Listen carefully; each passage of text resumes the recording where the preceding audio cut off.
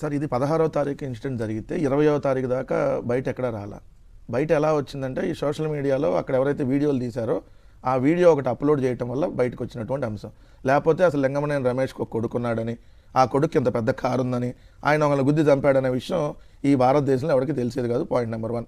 ఈ మధ్యకాలంలో మనం కొన్ని సంఘటనలు చూస్తే సీసీ ఫుటేజ్ 3-4 రోజుల తర్వాత సీసీ ఫుటేజ్ వీడియోలు సోషల్ మీడియాలో ప్రత్యక్షమైన తర్వాత మాత్రమే ప్రజలకి ఈ పెద్ద పెద్ద సంఘటనలు తెలుస్తూ ఉన్నాయి. ఒకటేంటి, గుంటూరులో మహిళను వ్యవస్థను చేసిన సంఘటన 3 రోజుల తర్వాత సోషల్ మీడియాలో వీడియో వచ్చినాక పోలీసులు వాళ్ళని అరెస్ట్ చేసినటువంటి పరిస్థితి.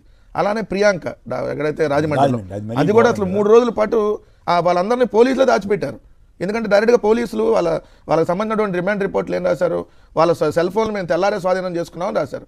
మరి సెల్ ఫోన్ స్వాధీనం చేసుకున్నప్పుడు వాళ్ళ దగ్గర ఉండాలిగా, మరి ఎందుకు వాళ్ళని 3-4 రోజుల పాటు కోర్టులో ప్రొడ్యూస్ చేయాల అంటే దాన్ని కూడా ఒక అధికార పార్టీ నాయకుడి కొడుకు దీన్ని మేనేజ్ చేసేటటువంటి ప్రయత్నం చేశాడు అనేటటువంటిది వచ్చింది. ఇప్పటికి ఈ సంఘటన చూస్తే ఎఫ్ఐఆర్ కట్టినప్పుడే మేనేజ్ చేశారు. ఎందుకు నేను ఆ మాట చెప్తా ఉన్నాను, ఎఫ్ఐఆర్లో ఇంటి పేరు రాయాల, ఇంటి పేరు కూడా సంజూష్ అని రాశారు.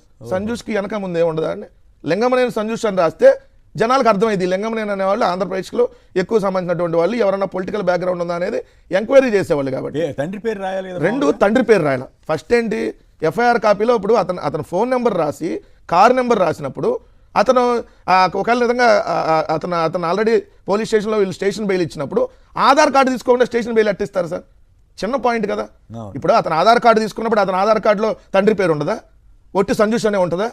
లింగమనేని సంజూష్ ఏదైతే తండ్రి పేరు ఆల్రెడీ లింగమనేని రమేష్ అని ఉంటుంది కదా.